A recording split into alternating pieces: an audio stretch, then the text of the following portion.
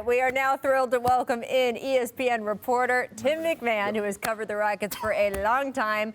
You have been leading the league in usage rate among reporters in this last month or two. Tim, of course, now with James leaving the Rockets, he is the second leading scorer in franchise history behind Hakeem. Harden first in assists, three-pointers made, free throws, all-star spot in 8 seasons as a Rocket. So given the long picture, not just this morning when everyone woke up, but big picture, what should James Harden's legacy in Houston be? You know, I really think it is a complicated legacy. He is, with all due respect to Moses Malone and you, Robert, he's the second best player in franchise history. But unlike Hakeem, he did not deliver a championship. Unlike Hakeem, he did not, stay in Houston for his entire prime. And then obviously this was a bitter divorce. And I think part of Harden's legacy is obviously the individual brilliance. He was a perennial MVP candidate, won the MVP, the scoring titles, the assist titles, revolutionized offensive basketball in the NBA. But there's also the short shelf life with his hand-picked co-stars. 3 years, then he couldn't wait to get rid of Dwight Howard. 2 years with Chris Paul. 1 year with Russell Westbrook, then they both wanted out. And so I think that has to be considered part of, like I said, what is really a complicated legacy for James Harden with the Rockets. What do you guys see as Harden's legacy there? Well, look, this is what his legacy is going to be. No one will ever wear his jersey again, and his jersey will hang up in the Raptors at some point in time. That is the biggest compliment to somebody's legacy. That's starting it. Yes, it is very, very complicated, like Tim. He is the second best player to ever play for the Rockets. All of these things are compliments because they have a great, like Clyde Drexler, they've had great players. But Robert Horry. Robert Horry, obviously, they drafted me, so I'm going to count myself in that also. But ultimately, I think that's where you look at the final piece of his legacy. And will anybody wear his jersey again? Will it hang up in the Raptors? And the answer is yes. I don't know about that one because you got to understand, Tillman Fertitta is the owner of this team now. He only had the pleasure of having Harden for 3 years. So I don't know if he's going to say, okay, we're going to put him up in the Raptors like the other guys who cemented their legacy. Those guys are in the Raptors. So it's going to be different because if you look at what James did, he never really took him to the promised land. Yeah. He asked for all this stuff. He got a big contract. He got all these players to place around him, and then he left town in the matter they left town. So right now, there is a nasty taste in the mouth of the Houston's fans, and that's what's the most important thing to Houston's fans. But we gave you everything you wanted. We did all these things. And tell me, even when I tried to open up a restaurant for this dude, and he left. And so there's a lot of things that the taste is not so great in Houston. And Houston only respects champions because look at Warren Moon, one of the greatest quarterbacks of all time, but they don't really put him in the Houston football legacy because he did not win a championship.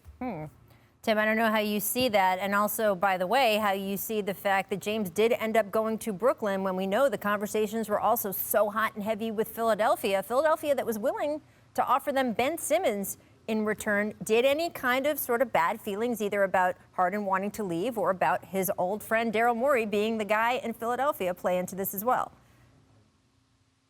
Well, clearly the bad feelings about Harden wanting to leave didn't impact the final decision because he got his first choice. His first choice was to go to Brooklyn, and then he was like, okay, I'll be fine with Philly, and then some other teams got added to the list. I really don't think that the relationship and the whatever friction there might be with Daryl Morey was a real factor here.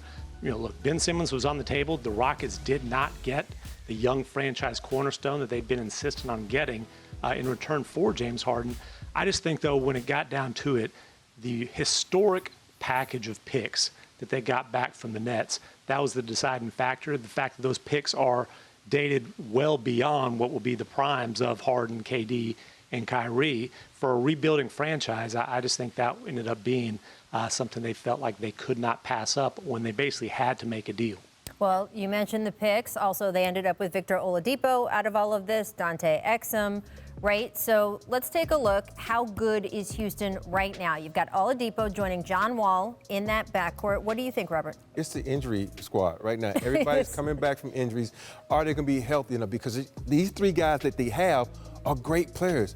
Cousins, if he can get healthy, good. Stay healthy. Wall, they're all healthy now. Good. So Yeah, they stay healthy. But if you look at some of them, they're still limping a little bit. And so I don't think they're 100%. So if they can get these guys and get them healthy, they're fine. But those picks, I'm looking at them using those picks because there's going to be another disgruntled superstar out there that's going to say, I want out. what better place to go than Houston with no state tax? No state tax. A great team and picks. So they set themselves up for future, something down the line. And for a guy like Victor Oladipo, I look at Gordon Hayward, right? Like Gordon Hayward was averaging 17 points a game in Boston on a championship caliber team, and people were still saying like, oh, well, Gordon Hayward. It's like, no, he's good. Now he's averaging 22 a night in Charlotte because he's got a little bit more leash. He can have a bad night, not have to worry about people criticizing him because he's their guy. Victor Oladipo now has the platform, has the runway to go be a high-level scorer on this team, and it's a matter of getting those reps, getting those minutes, and just going out there and playing. So I like what they have at Victor Oladipo, and to his point,